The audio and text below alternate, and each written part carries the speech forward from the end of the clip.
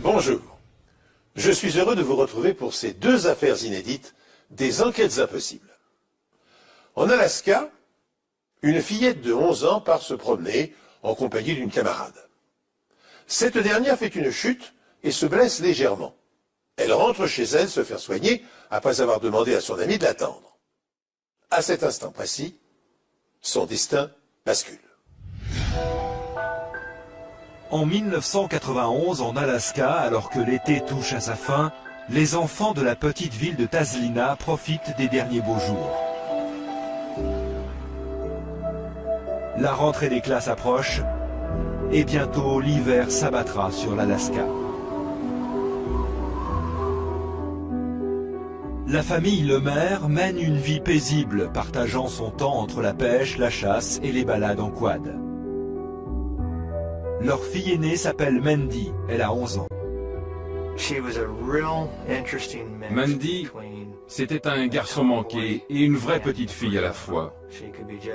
Elle était aussi à l'aise dans une robe lors des grandes occasions que dans une paire de bottes pour aller pêcher dans la rivière.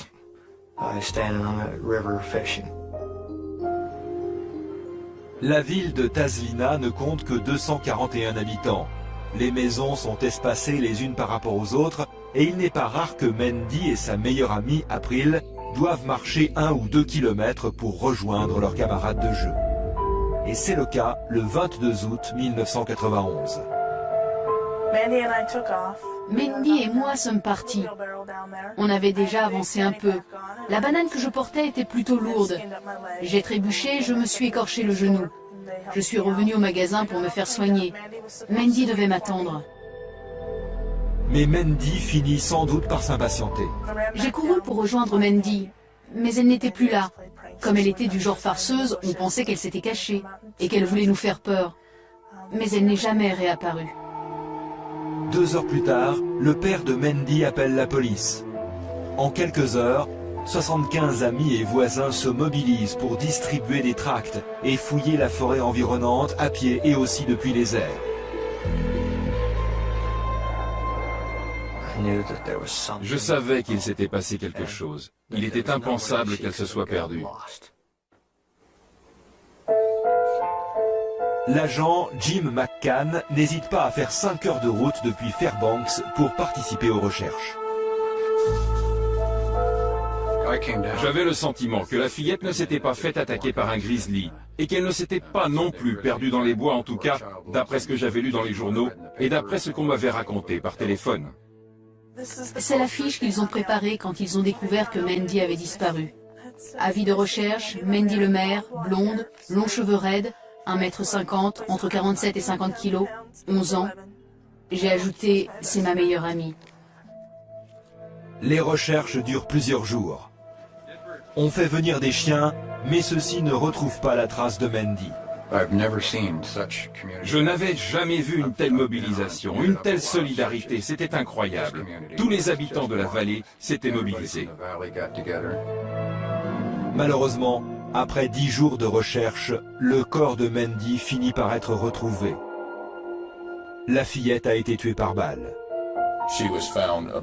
On l'a retrouvée à environ 1,5 km de son domicile, au bord d'une route isolée, dans un autre quartier. Son corps gisait près de la route qui mène à la rivière.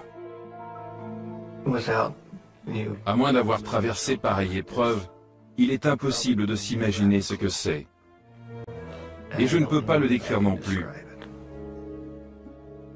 À l'époque, ma femme n'a pas supporté. Quelles que soient les circonstances, on se sent toujours coupable. Et ça, c'est terrible. Si je n'avais pas trébuché, que serait-il arrivé? Je me souviens d'avoir parlé à ma mère. Que serait-il arrivé si je n'avais pas trébuché? Quelques jours avant la découverte du corps de Mandy, de fortes pluies s'abattent sur la région, faisant disparaître les éventuelles preuves, ainsi que les éventuelles empreintes de pas et traces de pneus. Il était évident que Mandy n'était pas morte tout de suite et qu'elle avait essayé de s'enfuir. On a retrouvé de la terre sous ses petits ongles cassés. En l'espace de quelques minutes, la petite Mandy Lemaire s'est volatilisée. Elle a disparu le temps que sa camarade rentre chez elle se faire soigner une égratignure. Que s'est-il passé durant ce court laps de temps? Le corps de la fillette est autopsié. En plus d'une agression sexuelle, l'examen révèle que 2 balles de carabine de calibre 22 l'ont frappé à bout portant. Alors le prédateur appartient-il à la communauté? Ou s'agit-il d'un prédateur extérieur au village? Lors de l'enquête, un informateur indique à la police que David De Forest, un ouvrier du bâtiment, s'intéresse de très près à l'affaire et n'a de cesse d'en parler avec ses collègues. 20 ans plus tôt, David De Forest avait déjà été condamné pour vol de voiture dans l'État de New York et il semble encore connaître quelques démêlés avec la justice. Il avait quitté l'État, il avait eu des problèmes et il était aussi suspecté de meurtre dans un autre État. David De Forest nie toute implication dans le meurtre de Mandy. Son employeur confirme d'ailleurs sa présence au travail le jour de la disparition de la fillette. Il n'est donc pas suspecté. Il détient en revanche de précieuses informations. Il déclare avoir aperçu Charlie Smith Hart, un habitant du coin, au volant de sa camionnette sur la route même où Mandy a été vue pour la dernière fois. Les enfants du coin l'aimaient bien, ils avaient l'habitude de venir le trouver dans son atelier pour qu'il répare leur vélo. Il leur donnait des bonbons, bref, son cas nous intéressait. Sidérurgiste à la retraite de 61 ans et 2 fois divorcé, Charlie Smith Hart vit dans un atelier de fortune situé derrière la maison de sa mère. Et il se trouve qu'il a participé aux recherches pour retrouver Mandy. Il n'a jamais inscrit son nom sur les listes à la caserne pour signaler qu'il faisait partie des équipes de recherche. Il se rendait sur les lieux, traînait un peu, puis s'en allait. Ça nous a paru étrange. Cependant, Charlie Smith Hart nie sa présence sur les lieux du crime le jour de la disparition de Mandy et déclare avoir un alibi. Il prétend qu'il regardait la télévision avec sa mère, un alibi confirmé par celle-ci. God knows he didn't do it. And the person who committed this crime knows that Charles didn't do it. Dans une petite ville comme Tazlina, vérifier un alibi est plus facile que dans une grande ville, et très vite les enquêteurs trouvent une première faille. Ils découvrent que la mère de Charlie Smith Hart, Lucy, faisait ses courses à l'épicerie du coin le jour même de la disparition de Mandy et qu'elle a réglé ses achats par chèque. La date et l'heure sur le ticket coïncidaient. Il était 15h17. À l'heure où Lucy avait déclaré être chez elle avec son fils. Elle ne l'était pas en fait. Elle faisait des courses à l'épicerie. Tout à coup, l'alibi de Charlie ne tenait plus. Sa mère était à l'épicerie à 15h17, et non chez elle, comme le déclarait Charlie. Il n'avait donc plus d'alibi au moment de la disparition de Mandy. Des débris métalliques s'apparentent aujourd'hui à une science presque exacte. Des appareils comme le chromatographe gazeux, généralement associé à un spectromètre de masse, permettent de déterminer la composition de minuscules fragments recueillis sur une scène de crime. Des résultats spectaculaires ont été obtenus grâce à ces techniques. Je me souviens par exemple d'une affaire étonnante. Pour se débarrasser d'un rival, un meurtrier avait placé une bombe sous le châssis de sa voiture. L'engin infernal explosa et le conducteur fut tué. En analysant des granules en plastique de la taille d'un grain de sable éparpillés sur le lieu de l'explosion, des enquêteurs étaient parvenus à retrouver l'origine du lot de dynamite ayant servi à l'attentat et à remonter donc la piste du tueur. Dans notre affaire, les fibres rouges et bleues et le fragment de peinture permettront-ils de lier le meurtre de Mandy à la présence de Charlie Smith Hart sur les lieux du crime?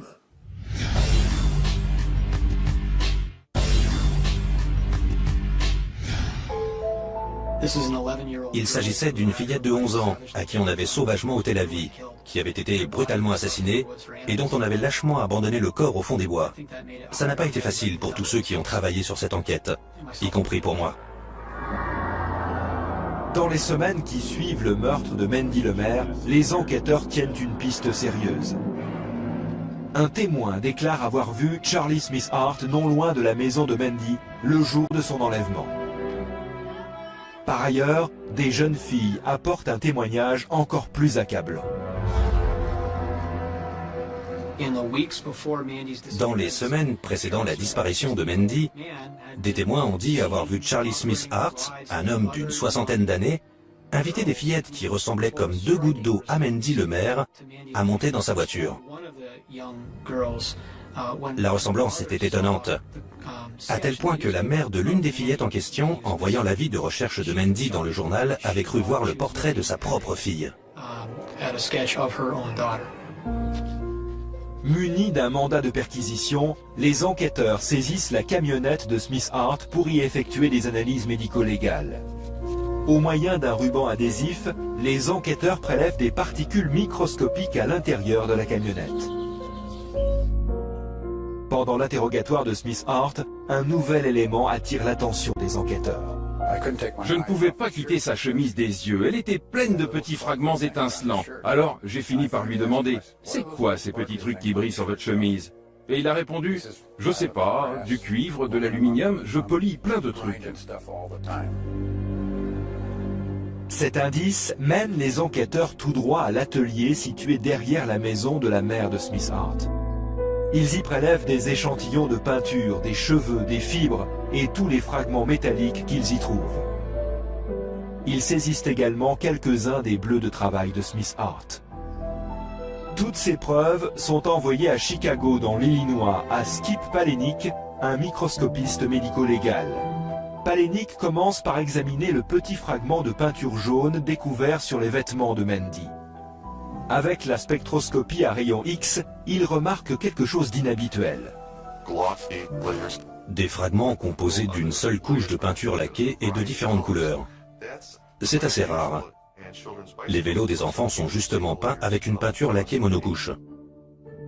Parmi les échantillons prélevés dans l'atelier de Smith Hart, Palahniuk découvre un fragment de peinture composé des mêmes éléments et des mêmes polymères que celui trouvé sur les vêtements de Mandy.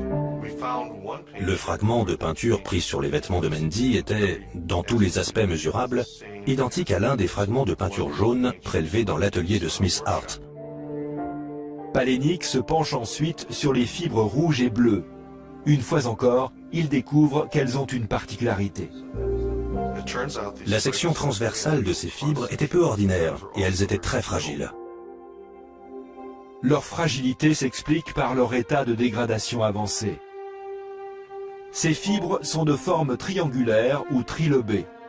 À l'aide d'un spectromètre infrarouge, Palahniuk découvre qu'elles se composent de polypropylène, une matière synthétique utilisée par la société de fabrication de moquettes Philips.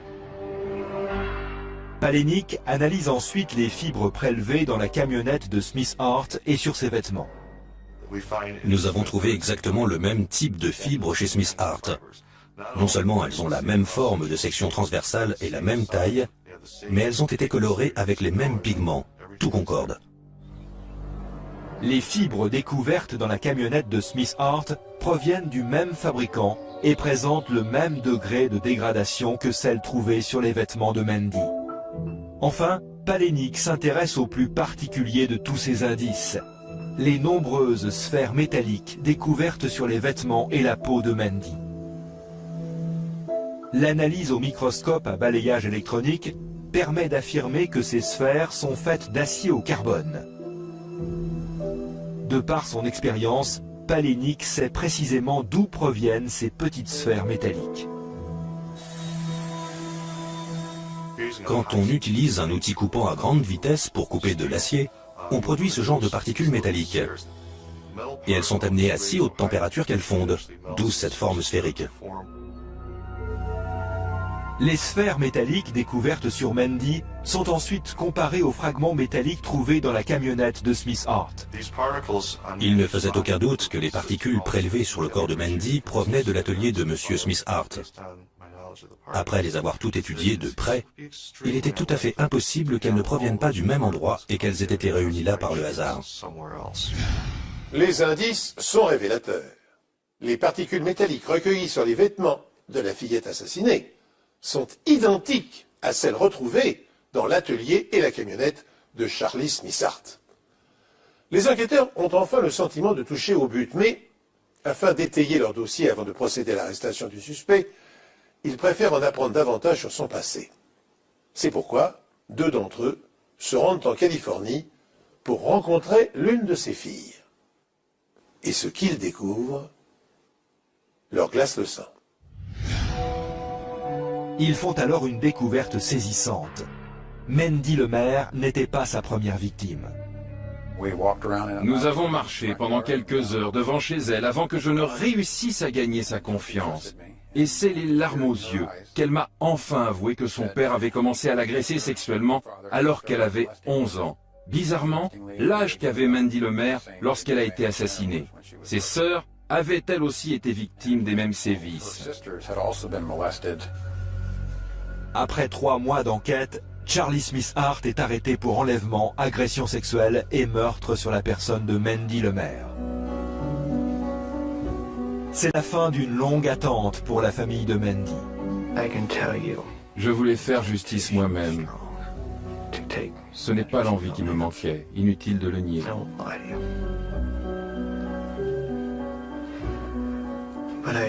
Mais j'ai fini par réaliser que ce serait bien trop difficile à expliquer à mes 2 garçons.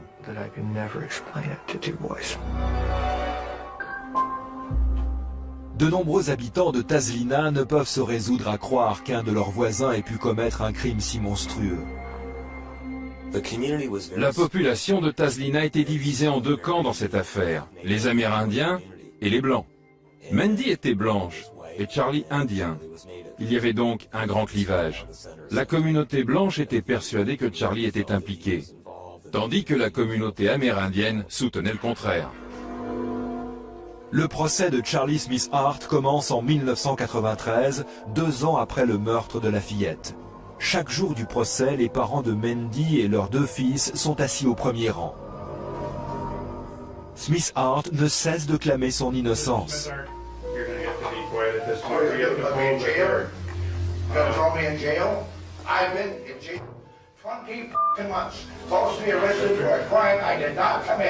Mr. Smith Hart, I'm going to have you removed from the courtroom. That's fine. I don't want to do that. Throw me in jail. I've been in there for 20 months, falsely arrested for a crime I did not commit. Les procureurs affirment que les sphères trouvées sur la chemise de Smith Hart ont été formées à partir de l'acier en fusion provenant de son propre atelier. Smith Hart portait cette même chemise lorsque sa route a croisé celle de Mandy, qui allait voir ses amis. On ignore si Mandy est montée de son plein gré dans la camionnette de Smith Hart ou s'il a dû l'emmener de force.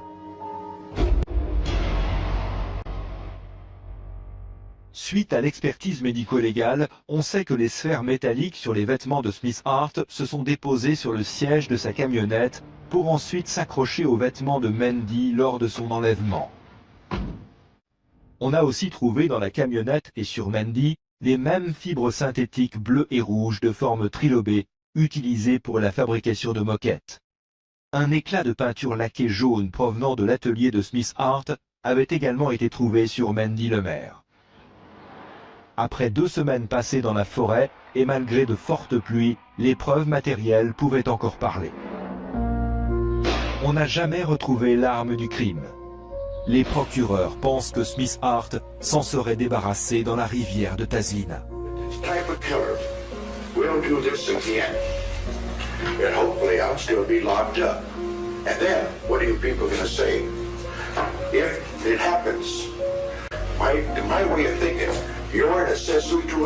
You're an accessory to him, and the troopers that investigated this case, because I know I'm innocent. Lors du procès, le témoignage de Skip Palahniuk fait pencher la balance. Mon rôle consiste à faire état de mes découvertes scientifiques et à les défendre. Je ne suis du côté de personne, j'argumente juste mon point de vue. C'est ce que j'ai fait au tribunal, et je crois que j'ai réussi à donner une base à la réflexion des jurés et à leur verdict. J'ai trouvé leurs explications très claires. J'ai demandé à mon fils aîné s'il avait tout compris, et tout était clair. Ça devait donc être à la portée des adultes. Charles Smith Hart est reconnu coupable de meurtre, d'enlèvement et d'agression sexuelle. et il est condamné à 114 années de prison. Monsieur le maire m'a présenté son fils. Le petit s'intéressait beaucoup aux sciences médico-légales. Ce jour-là, il m'a donné un dessin qu'il avait fait représentant la salle d'audience et sur lequel était écrit « Merci d'avoir aidé à arrêter l'assassin de ma sœur ». J'ai été très touché par ce geste. À Tazlina, tous les habitants se sont sentis concernés par cette affaire, chacun à leur façon. Je vis dans la maison où habitait la famille de Mandy. Son souvenir me hante. Même les odeurs me rappellent des choses. Mon fils dort dans son ancienne chambre. Sur la fenêtre, il y a un autocollant qu'on avait mis là ensemble, Mandy et moi. Il y a des gens qui disent qu'on devrait tourner la page. Mais on ne peut pas. J'ai traversé une épreuve horrible. Et depuis, le cauchemar continue. Le jour où Mandy aurait dû recevoir son diplôme, par exemple. D'ailleurs, pendant longtemps, je n'ai pas pu assister à ce genre de cérémonie.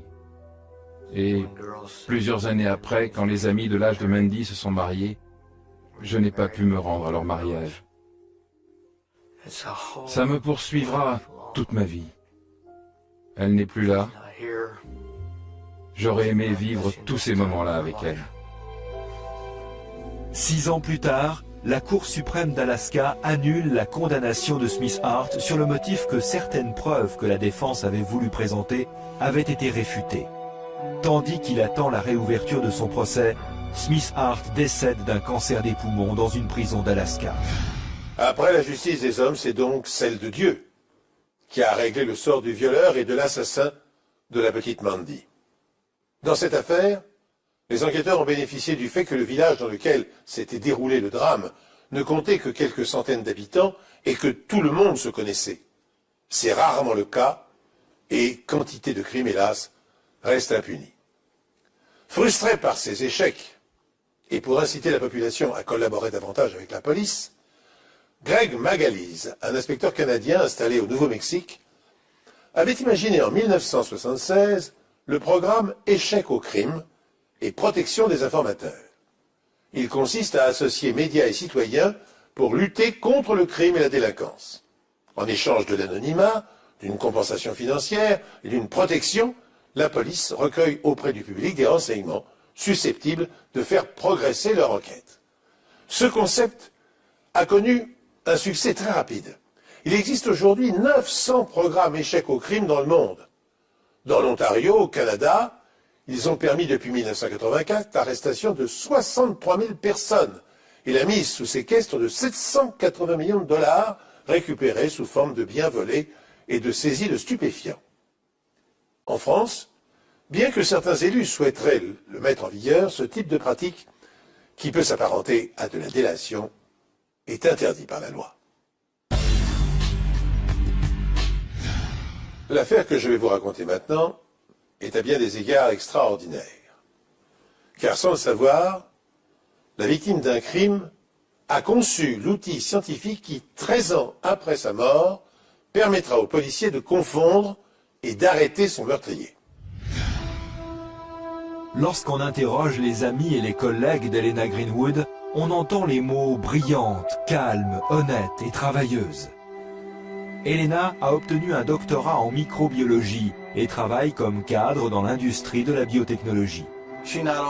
Non seulement c'était une scientifique formidable, mais elle était aussi douée pour le commerce. Il est rare de trouver deux facettes aussi différentes chez une même personne.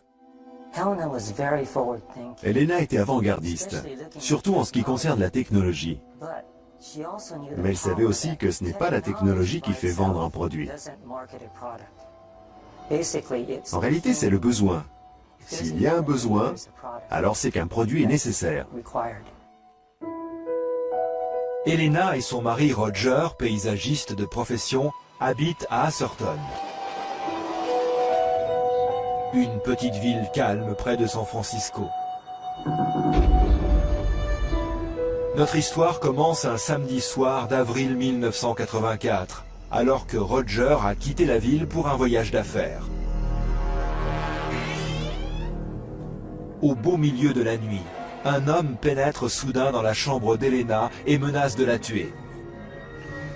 L'inconnu l'agresse sexuellement puis la dévalise avant de prendre la fuite.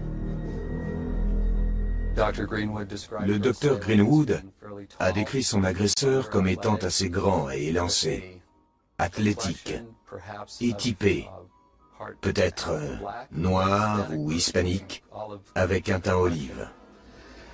Elle n'a pas pu voir son visage, parce qu'il portait un pull vert à capuche remonté de façon à ce qu'on ne voit que ses yeux. L'agresseur est entré dans la maison par une fenêtre de la cuisine. Mais c'est une amie d'Elena qui va découvrir une preuve clé, à côté de laquelle la police est passée.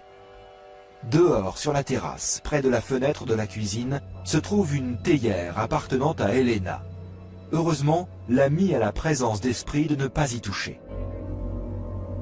La théière a été emportée comme preuve et envoyée au laboratoire médico-légal où on a prélevé les empreintes.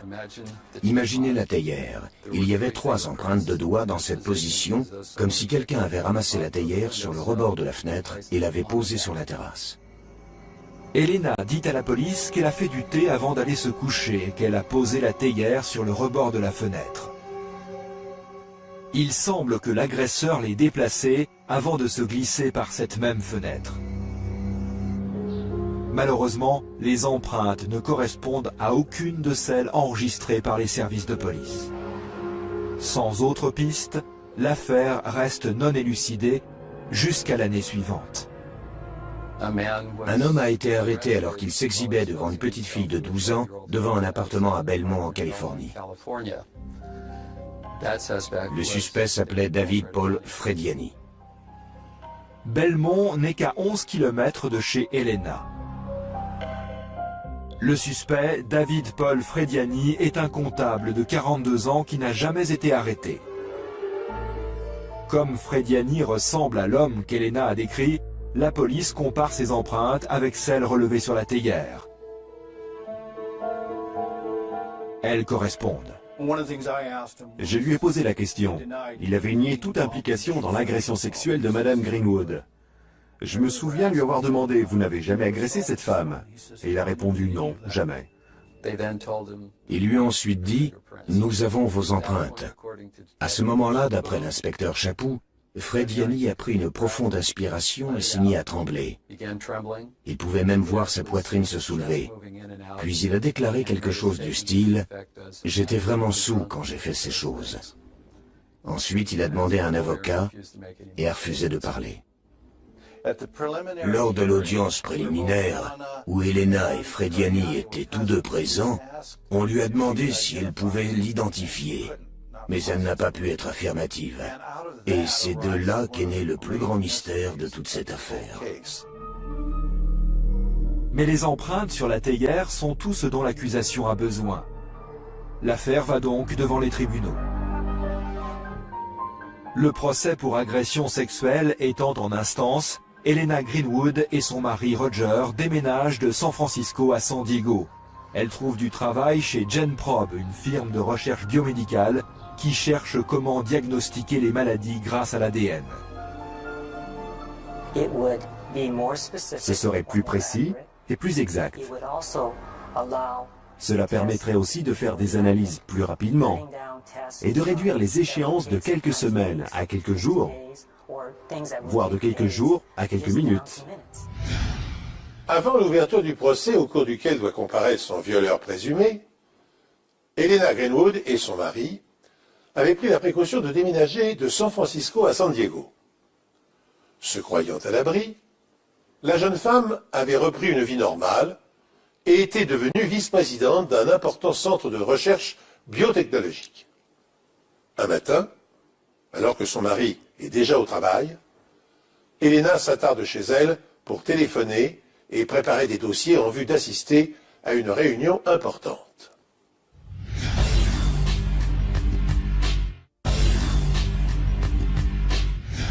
Elena était très ponctuelle.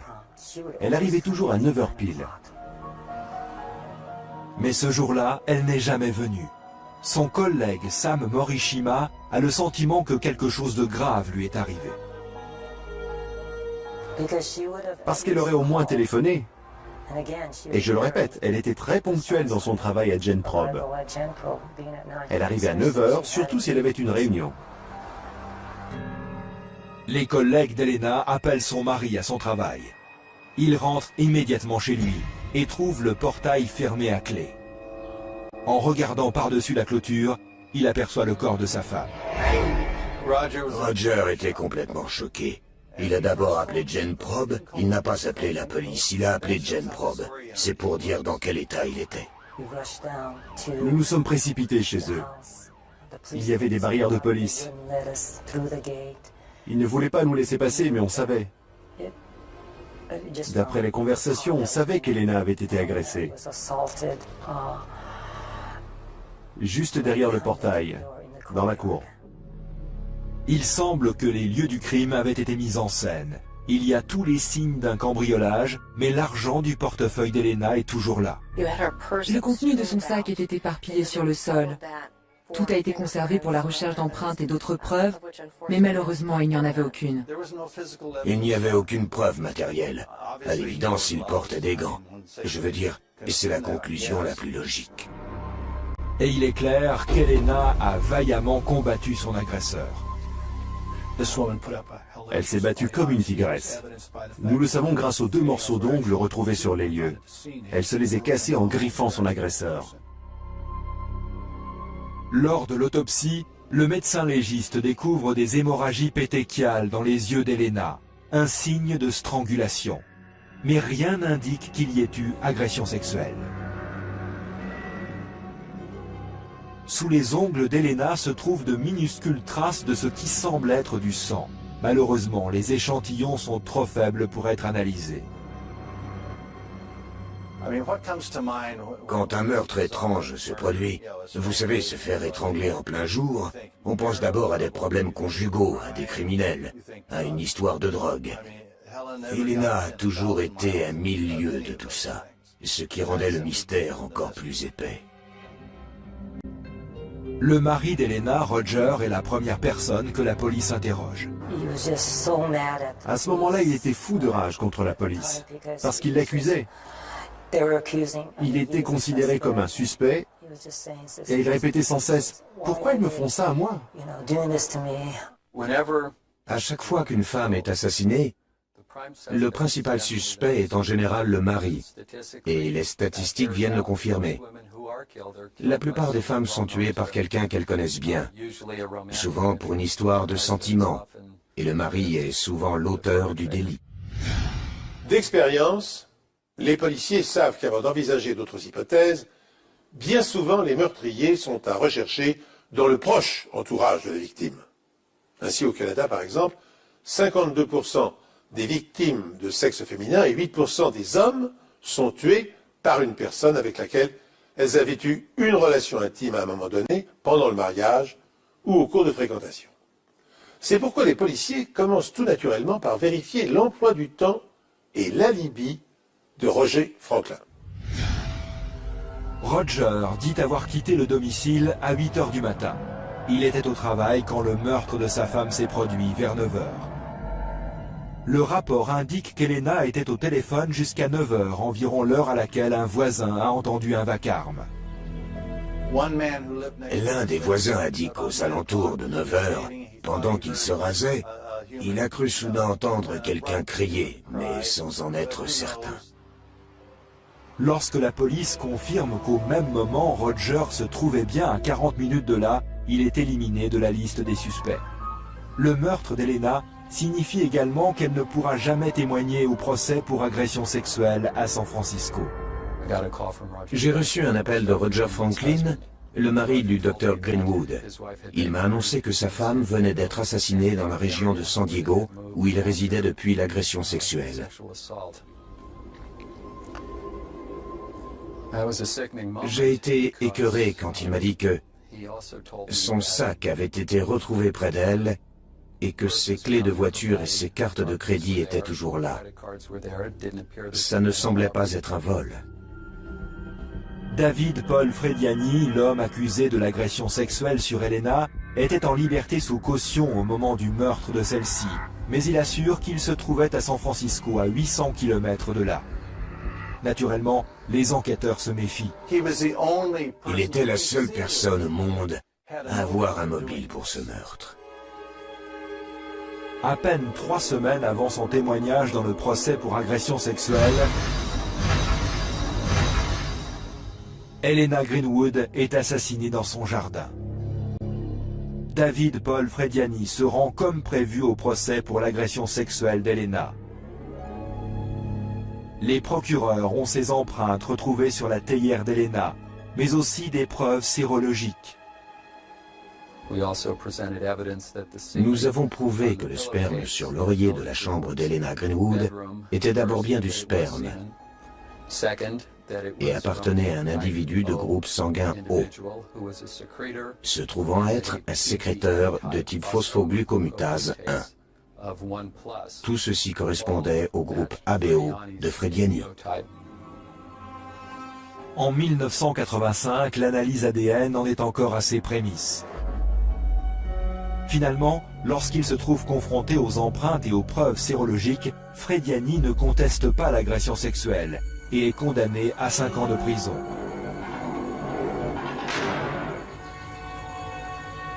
Mais il affirme ne pas être coupable du meurtre d'Helena.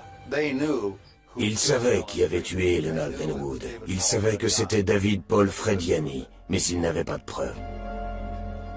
Finalement, le meurtre d'Helena Greenwood est relégué au département des affaires classées du comté de San Diego, puis oublié. Au cours des années suivantes, les parents d'Helena meurent. Son mari Roger développe un cancer et décède à son tour. Qui restait-il pour pleurer Helena? De moins en moins de personnes. GenProbe poursuit les recherches qu'Helena menait avant sa mort pour trouver comment utiliser les récentes découvertes génétiques afin de faire des diagnostics médicaux plus rapides. David Frediani est relâché au bout de 3 ans d'emprisonnement au lieu de 5 et retourne à son emploi de comptable. C'est à l'évidence un sociopathe égotiste et égocentrique. Regardez, je m'en suis tiré sans problème. Il a simplement repris sa petite vie tranquille. L'affaire en reste là pendant les 10 années qui suivent. Jusqu'à ce que les enquêteurs du département des affaires classées de San Diego décident de jeter à nouveau un œil à l'affaire Helena Greenwood. Bien cachée dans le dossier d'Helena, se trouve une information qui attire immédiatement l'attention des enquêteurs. 7 jours avant le meurtre d'Helena, David Paul Frediani a été impliqué dans un accident de la route mineure dans le sud de la Californie, non loin de chez Helena. L'accusé n'avait aucune raison de se trouver dans le sud de la Californie. Nous savions qu'il savait où habitait Helena, bien que nous ne sachions pas comment il avait eu cette information. Ça nous a paru quelque peu bizarre. Son procès va commencer. Il vit à San Francisco et il fait soudain un voyage dans le sud de la Californie. Alors qu'ils étudient les preuves, les inspecteurs remarquent de petites traces de sang sous les ongles d'Helena, bien trop petites à l'époque pour une analyse ADN. Mais en 1998, les recherches menées par GenProbe et des scientifiques comme Helena Greenwood ont donné lieu à de nouvelles avancées dans l'analyse génétique. L'une des plus importantes est la réaction en chaîne par polymérase ou PCR, qui permet aux scientifiques de copier de minuscules séquences d'ADN jusqu'à ce qu'elles soient assez grandes pour être analysées. La réaction en chaîne par polymérase permet de faire un nombre de copies géométriquement exponentiel. On commence avec 1, et après la première PCR, on en obtient 2, puis 4, puis 8, et ainsi de suite. Le gros avantage pour les médecins légistes, c'est que la PCR est très sensible. Une très petite quantité d'ADN peut donner énormément d'informations. C'est une chance qu'ils n'aient pas essayé d'analyser le sang à l'époque. Parce que quand on analyse des substances biologiques, on les détruit. Et si à l'époque de l'autopsie d'Helena, ils avaient analysé ce sang, ils n'en auraient rien tiré et ils l'auraient détruit. Une chance en effet que les experts médico-légaux aient conservé les prélèvements recueillis sur la scène de crime sans les détériorer en essayant d'en tirer des indices, puisqu'au milieu des années 80, la science ne le permettait pas encore. Les techniques de prélèvement et d'analyse ADN n'ont pas cessé de s'améliorer. En 1993, il fut ainsi possible de vérifier, grâce à l'ADN mitochondrial, que le prince Philippe, époux de la reine d'Angleterre, était un descendant direct de la belle-sœur du tsar Nicolas II, exécuté par les bolcheviks en 1917. En ce qui concerne notre affaire, les experts prélèvent les substances biologiques trouvées 10 ans plus tôt sous les ongles d'Helena. Ils copient et amplifient ensuite la signature ADN afin de la rendre utilisable. Et ce qu'ils découvrent relance complètement l'enquête. Sur certaines rainures d'ongles, le seul ADN qu'ils aient trouvé appartenait au docteur Greenwood. Mais sur l'un des ongles, ils ont trouvé de l'ADN essentiellement pur, n'appartenant pas au docteur Greenwood. C'est ce qui a éveillé leur intérêt, car il était bien sûr possible que ce soit l'ADN du meurtrier. Les enquêteurs trouvent d'autres preuves sur les vêtements d'Helena. Ces collants en nylon ont été déchirés. Et les enquêteurs décident donc d'y rechercher des traces de sang microscopiques. Avec succès.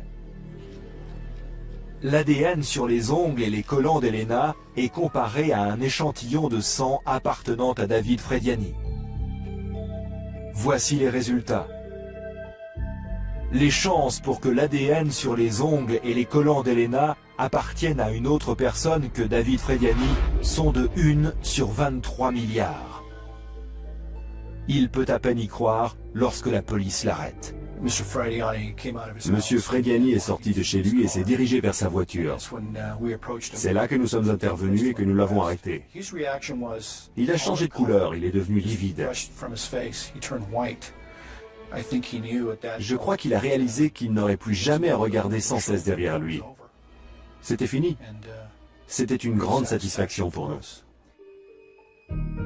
David Paul Frediani est inculpé de meurtre au premier degré. L'une des grandes tragédies de cette affaire, c'est que Roger, qui savait que Frediani était le coupable, n'a pas pu vivre assez longtemps pour voir les autorités de San Diego finalement identifier M. Frediani comme étant le meurtrier. Les procureurs pensent que Frediani a assassiné Helena car il pensait à tort que sa mort mettrait fin au procès pour agression sexuelle.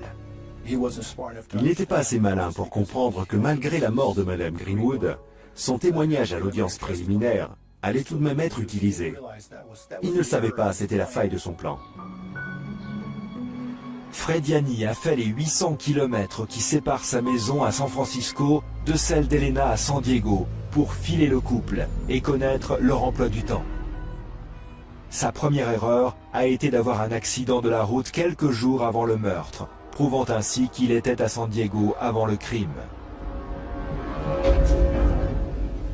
Il a appris que Roger partait au travail chaque matin vers 8 h, environ 1 heure avant Helena.